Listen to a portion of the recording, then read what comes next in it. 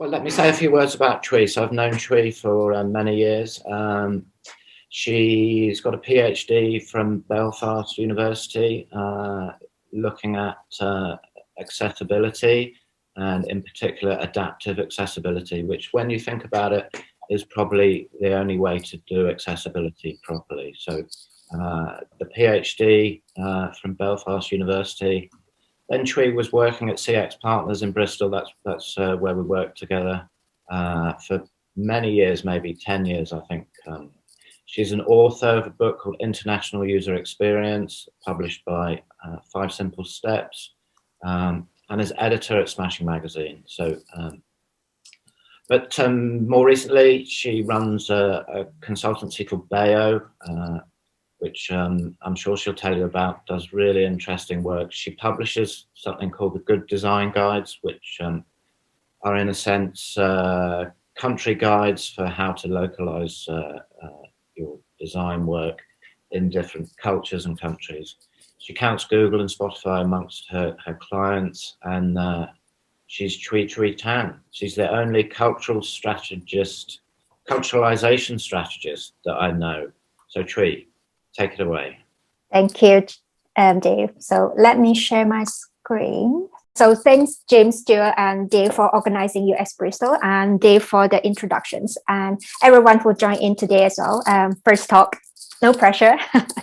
So I want to start to talk about the experience I had last week. So I did an interview with a music label distributor based in India for Spotify, one of my clients. And the account manager from Spotify, who has a very good relationship with this person in the label and distributors, was there too on our interviews. So 3 of us in the room.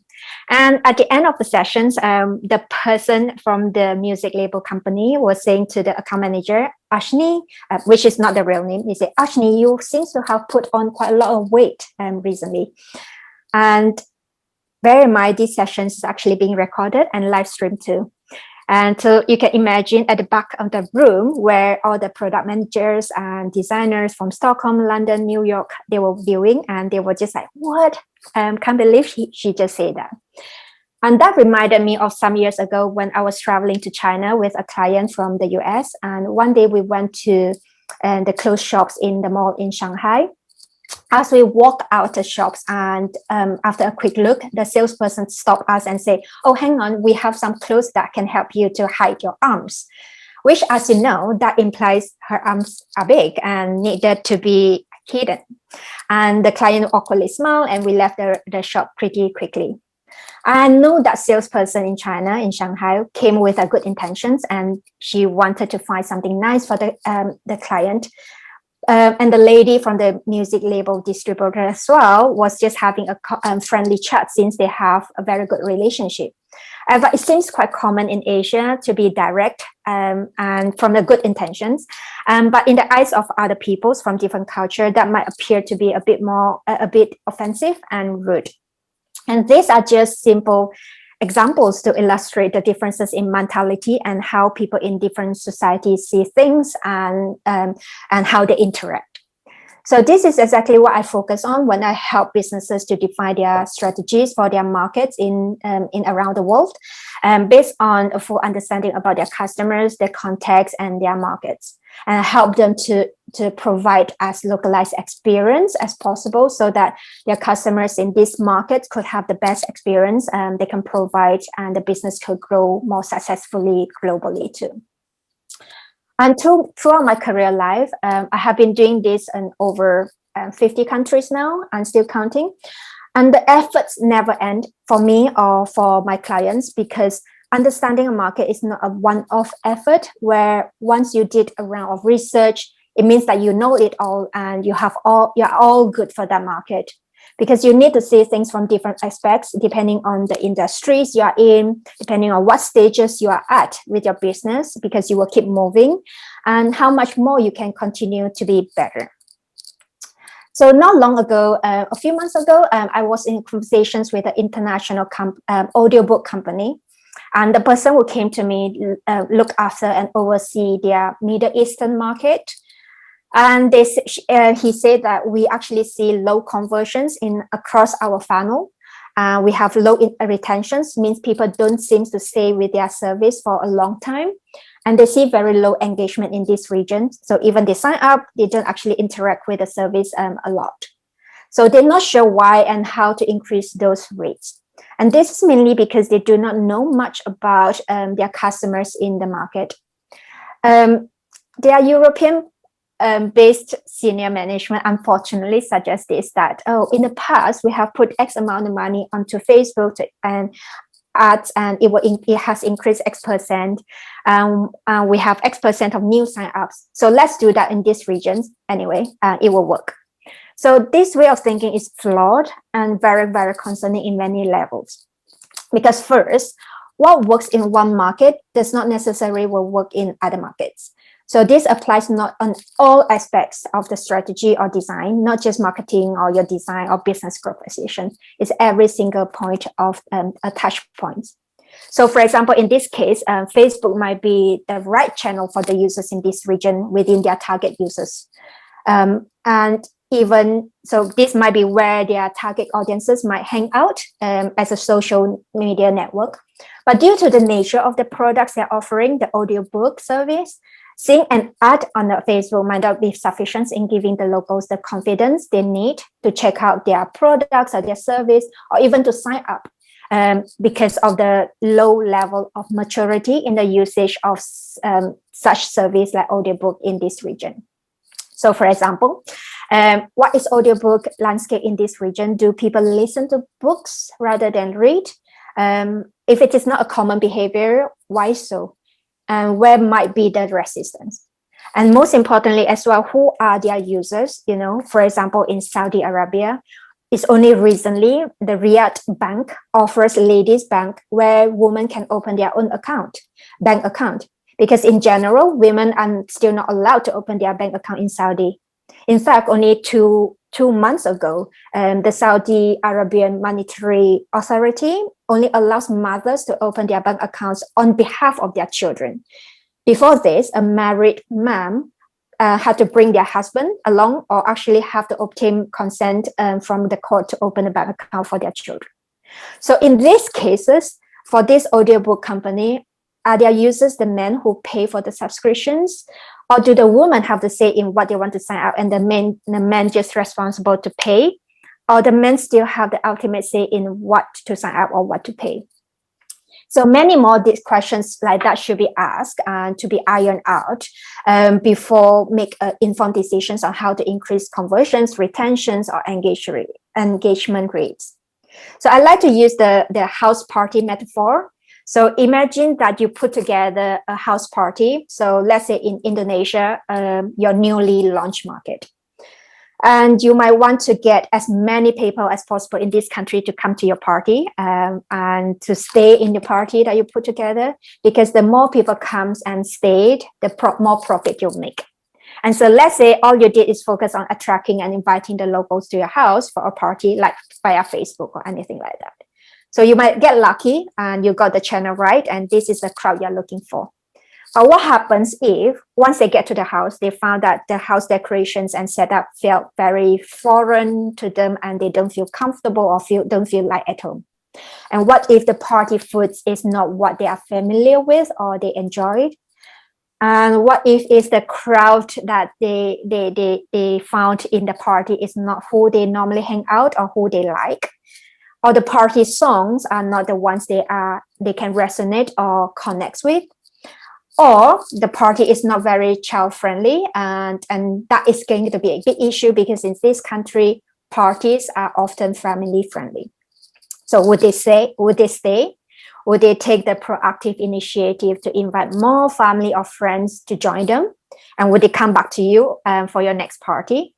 I think we know the answers, right? So without knowing about your audiences and their contacts in the market that you're not familiar with, you have nothing concrete to base on when putting together the party. What should the decorations be? What party food or beverage you should offer? What else you need to cater for to make sure that it's not just child friendly, but other things that is important to the local as well. So executing a strategy or designing a product without a proper understanding of the markets and local users would just like firing as many arrows as possible in the dark without knowing where your target is and hoping that one or two of them might hit as close to the target as possible. And if a good arrows cost 15 pounds, let's say, how much do you think you have to spend to at least have one land in the center of the target? So that is something worth challenge I'm pondering on. So how do you go ahead and make sure that you can do as much as you can in giving your customers in the different markets as best and localized experience possible? So to me, it involves many aspects. And on a high level sense, we can put it in the 3-level framework that I put together. So the first level is about establishing respects, for example, not creating or showing content that could be offensive from religion's point of view or political points of view or cultural point of view. So because if you get that wrong, it could easily damage your business or hard to recover from it. And this is very, very important level because it's the basis of forming a good relationship between you, your customers, and your products. And these levels includes avoiding mistakes that might offend your customers or ones that will break the local laws or anything that will show you like lacks of respect or lacks of understanding about their beliefs, values, and customs. Some of you might recognize this. There are Dolce and Gabbana, the founder of the brand. And this is a still image of the video where both of them was apologizing to China for their eating with chopsticks campaigns and promotions videos.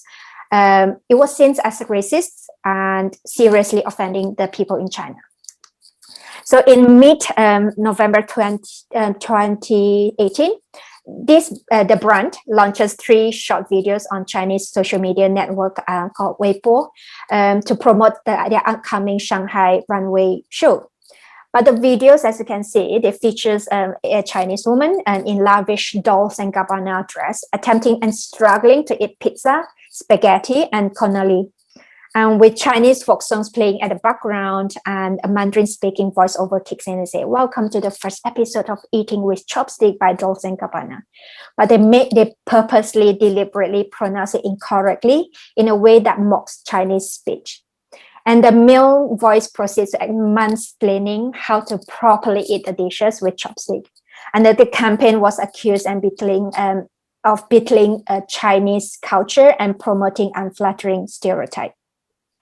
So within 2 hours, hundreds of Chinese actors and models who were going to walk on the runway that evening have withdrawn. And their ambassadors, a boy band stars called Wang Junkai, terminated their deals as well with them. And the fashion show was cancelled, and the local celebrities called for a boycott of the brand. Retailers in China retreated from their brand. So pretty right away, their products are not available in China on major e-commerce websites like Taobao or JD.com or smaller platforms as well. So no matter how well this brand trying to do or what they do after that, it just doesn't seem to be able to shake the negative image anymore in China because the brand is still available to purchase in many retailers in China almost 3 years after the incident now. Also, many media outlets also refuse to cover the brand's appearance whenever they turn up in an international trade fair. So if another less serious examples, which is closer to home, is in March, some of you might know, and Aldi actually has its branded product mango masala beef steaks of Taste of India. And some of you might wonder where the problem lies. So cow is actually a holy animal for majority of Hindu community, and most Indians actually don't eat beef. So the chains actually spark a backlash of being insensitive on that week, and they have to issue apologies to customers and remove the stickers from the steak as well. But the sensitivity does not lie only on the marketing materials, like the 2 examples I just talked about earlier. It could be on your content or your design as well. While Call of Duty, they are one of their games, Modern Warfare 2 and 3, they're not being banned. But the complaints were received after players in the Gulf area noticed that In the bathroom of one of the popular level, there's a picture of a frame carrying Islamic text with translations of English saying Allah is beautiful and he loves beauty. And is in the Islamic religion, it's forbidden for Muslims to utter Allah's name in the toilet or carry books or papers with his name written on them. So having the Islamic text in the bathroom showed disrespect of the religion and the traditions of Muslim gamers. So the publishers quickly actually apologize and remove the texture before the games get any further damage. So that's the first level. Unfortunately, there's no complete guide to make sure that you don't make all these mistakes. Like the examples I talked about earlier, like there's no guide for all countries to say, should you do this, and a complete exhaustive list. But what would be important is if you're creating a content, an image, an icon, or convey anything that might touch on religions or imply some stereotyping assumptions, I would suggest to take more time, extra time and effort to research into that a bit more. So it could be some simple desk research, or it could be getting some local input by showing or putting out your ideas to some of your local network or connections, and be honest saying like you're just trying out the idea and you need input from them. And because a lot of these mistakes that I just talked about are very pretty obvious and can easily pick up by local general public, so they don't have to be cultural experts to do that. And why it's important as designers or someone who is responsible for all this content, what is important is for you to be sensitive and thoughtful and don't make assumptions, feel like, oh, I know it all. And the second level is what I call as cultural expectations. So this is a level where you can always be easily overlooked as it seems trivial to many, but it's absolutely important. So because not doing it right will hinder customer experience in using your products or service. So what does that encompasses? For example, let's take French-speaking countries as example. So it could be in France. They could be in France. That French-speaking users could be in France, but the date format that they are familiar with might be different from the people in Canada or in Switzerland. And the currencies they are looking for will completely vary from euro, Canadian dollars to Swiss francs. So this might seem trivial again, but then there are many more other elements which would contribute to this whole local overall experience that your local users might have. And this information, sure, you can actually find them if you Google them. If you spend enough time to Google them, it can be time consuming. And also sometimes you might find yourself you might find that when you look for different sources, you might find contradict information or details or insights from one side to another, and that could be quite confusing. So you have to make sure that you are getting the right information. And the other challenge is that you also need to know what elements you need to look into. For example, apart from currencies, apart from language, apart from date formatting, what else are they for you to consider? So a lot to think about. Therefore, I have created a set of global design guides which cover insights and the how-to guides for different countries, from typography to name convention to numeric formatting or payment methods and social media. So they capture the essentials informations needed to make informed decisions, design decisions specifically to each market. And you can find them on the website in the link that on this slide.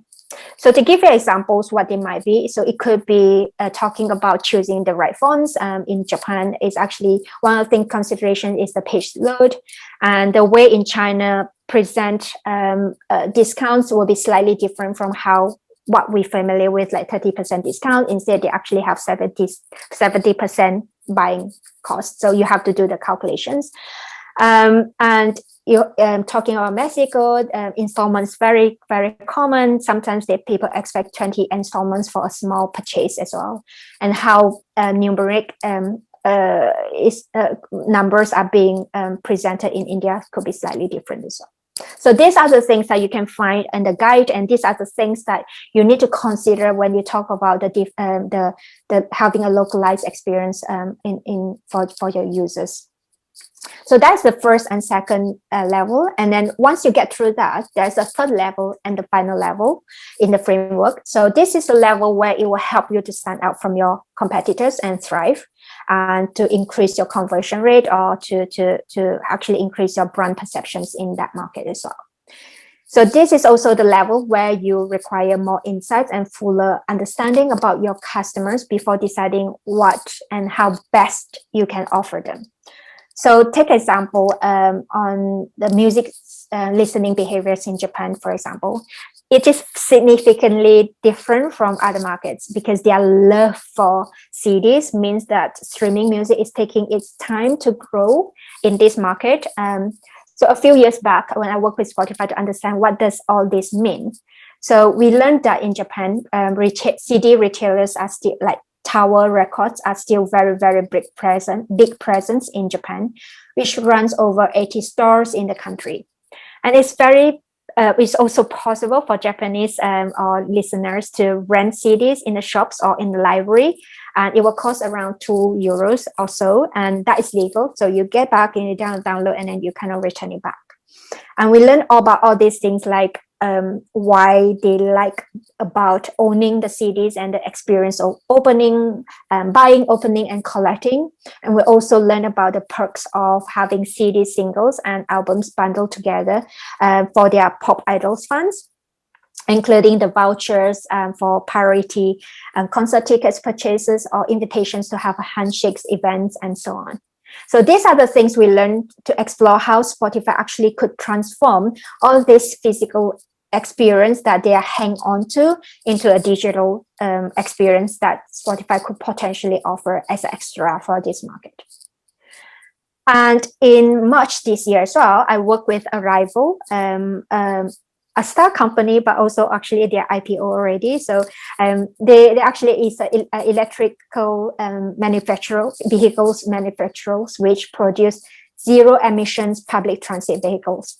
So they needed to define their early stage of their vehicle designs, and also experience design and service design for their China market, Beijing specifically, because it's a huge market there.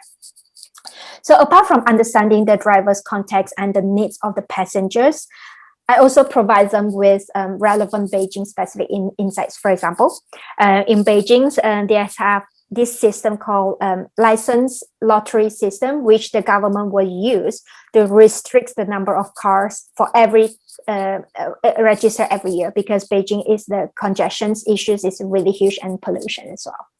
So on top of that, I also provide the insight about how Beijing government split the number of vehicles purchase permits into conventional vehicles, which is the petrol or diesel, and electric vehicles with different color of number plates, so that the police officers are aware of the vehicle's preferential treatment. For example, the conventional vehicles, petrol or fuel, are banned from central Beijing for 1 day a week, but there's no such limitations for electrical vehicles. So these insights are solely relevant to Beijing, not even the other parts of China, but it's very important for Arrival. And also, it's important to know that all these insights actually didn't come straight from the user research, because that is not something the users will actually automatically tell you or think is important for you to know, and so on. But there are additional context that needs to be filled in through other means than user research. So this insight might seem small, but by accumulating them, it might help you to have a fuller picture, not only what your customers want or need, but also why and how they drive the mentality of your users. So I started to write a series of cultural snippets for a few countries, and they were meant to be short and succinct so that it fit into the 1,400 characters for LinkedIn posts. So give you some examples why it's included in the snippets. So for example, in America, I talk about Mexican actually use the word to keep instead of to save. Because for low-income families, saving seems to be something beyond their reach, and it's unattainable. Instead, they keep or put the money away for different projects, daily expenses, and for emergencies. And also, one thing is important is the trust is at the heart of Mexico's challenges. So people have strong relationship with their family and neighbors, but they don't actually really trust government or banks or police or strangers. So these are the part of reason why cash or cash-based payment methods, for example, paying at the convenience stores, remain still a widely employed and preferred form of payments, even for digital services. And this is why keeping cash at home is still common among lower income people. And the other examples I also talk about for the Philippines is they have this mentality of getting the most out of what I have paid, very strong. So there's a local term called ayaw malugi, means that I don't want to feel cheated. This culture means that you can buy cooking oil by cups, you can buy garlic by forklifts, or you can buy shampoo by sachet, or you can buy cigarettes by sticks. So local only buy things that they need, and it seems affordable solutions. So with this result of what available and what is become a nature to everyone in this community, wealthier consumer, even though they can afford now to buy bigger portions or bigger packages, they simply would just buy multiple sachets, for example, because this is a habitual and familiar behavior to them. So if you take each insight found in these snippets, you can always find a so what aspect on what each of these insight means and to how the locals might interact with your products and how you could serve them better. And to make your service complete and have a positive impact in society, you would need to understand not just the end users, but also the wider system.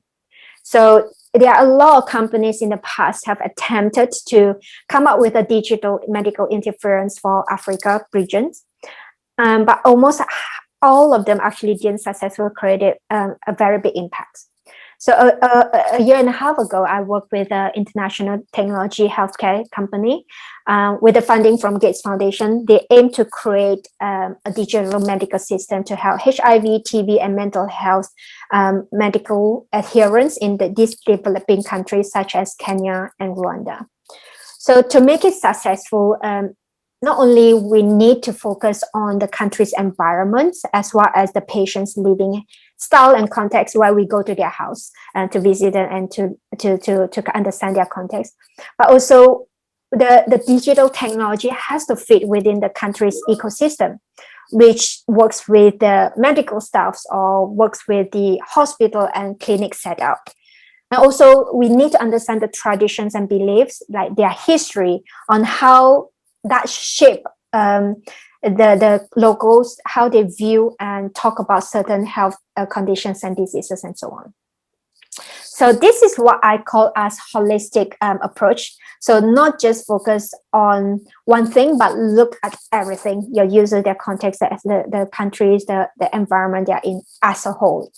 As I mentioned at the beginning of the talk, culturalizations and providing your users with a great localized experience is not a one-off activity, but it's a constant understanding and gathering insight and knowledge, and then define the next step and strategy. And sometimes you might need to be specific and refine the actions before executing them. So once you get the insight, you kind of define and say, okay, what we can do about that? What does that mean to us? Our design, our products, our marketing strategy, or any strategy. And then you let it run for a bit and measure, and you might get a big spikes or success right there and then. Sometimes because of just changing your payment methods, or sometimes just changing your business model slightly. But that doesn't mean you stop there, because you want to keep growing. So then you then you start to repeat the whole cycles again. And there's no shortcut to achieving the holistic understanding of your market. And remember as well, the insights you get from research, desk research, user research, or any other context that you can get, what can always help you to inform decisions in many areas, and not just one specific areas. Because don't forget that very often it's not just one thing, one decision, or one team that drives to a success of a business or campaigns or something that you're doing within organizations. because it requires collaborations. For example, between the marketing team, they need to promote and educate and highlight the benefits of your paid products, for example. And at the same time, the design team have to make sure that the experience of signing up for those paid products is easy and simple. So everything has to weave in together and connect very well together. So that's why it's very important for one team to work closely with another team within an organization. And also, don't forget that when you work on the different markets, identify the similarities and between markets is as important as the differences. So the best strategy is to have a core experience that share with all markets, and then finding the right groupings among the markets in different topics or aspects. And this is the most efficient and scalable and adaptable framework that that organizations should actually adapt to that. So follow the 3 steps as a starting point, right? I talk about the 3 layers. The first one is to build a respectful relationship first with your local customers.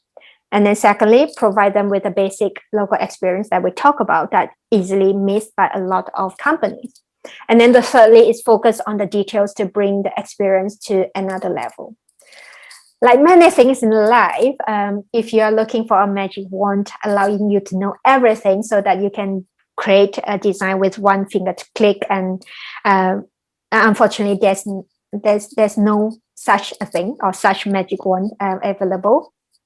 But that is also what makes everything or designing for different countries or serving them in people in different markets. That's what makes it more interesting and exciting. That's definitely why I enjoy my job as well. So enjoy the journey in learning your global users or customers and their context, and they design the best experience they could be for them. So that's me. Thank you. Okay, Chui, thank you.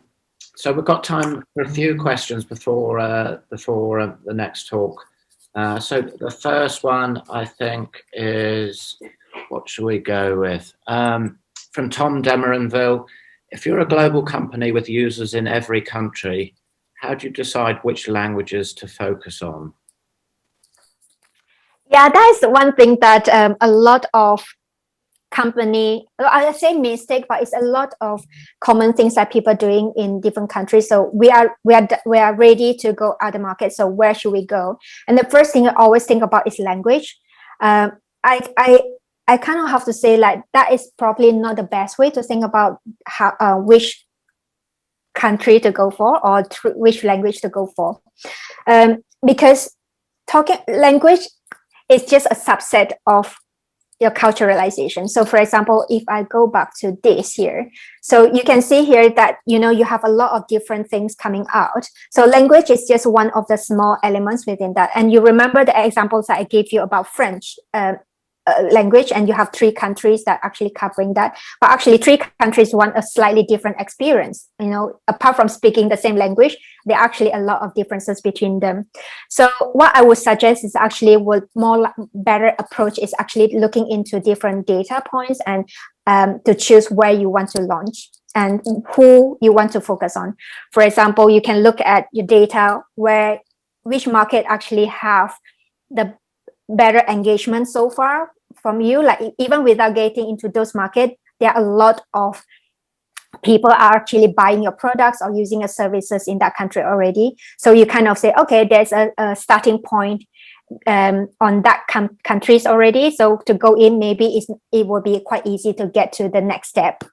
Okay. Or you can also look into the market size, like, okay, what does that mean to that market? If we go in, is that going to be a bigger market than a smaller market? Sometimes you might want to go to a smaller market to as a starting point, because if you make a mistake or because it's the first time you go outside the other country, so you might want to kind of learn while you're doing it. So you want to test it out with smaller markets before you go to a big market. And yeah.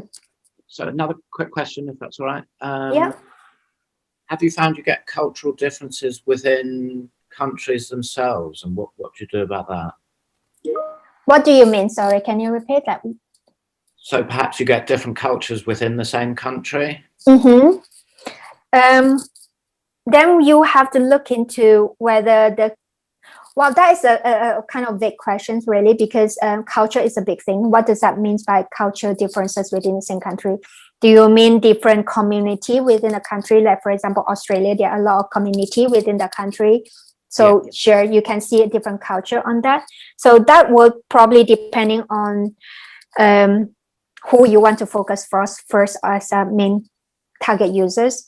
And sometimes even they have different culture, they do sometimes share similar elements, that they might want similar things. They might still want the products to be presented this way, or the product features is important because it's the environment that shape what their need is. So it's best to actually kind of step back and drill into what does that mean in the differences. Actually, is that differences is going to affect a lot in terms of your design or business strategy. If there is, then you might want to focus on one first and then see how it works on the different one. Great. And so one more question, Chui, if that's all right. Yeah. Is there any sort of similarity scale that's around that compares different countries that might be a sort of shorthand? I mean, I know you publish your guides. Are there other things out there that you might point people in the direction of? Yeah, it's really hard because even when I want to start my guide, it was quite hard to say, okay, because even within one country, there's so many elements need to cover. And then let alone, we're talking about all the countries in the world, right? I think short answer is I haven't found somewhere that you can get all the insights you want. You probably say, I want to know about payment methods, then you probably will go to a certain website that talk about more pay tech related blogs or website to talk about those. And there's no such a place that gives you all the insights on that. So that's why I created the global guide, because it's really hard to find everything in one place with the accurate information. Yeah, brilliant. So Chui, thank you. So I'll check out Chui's good design guides. Just great range of countries that you've been working in there and planning to look into in the future. So check out Chui's good design guides.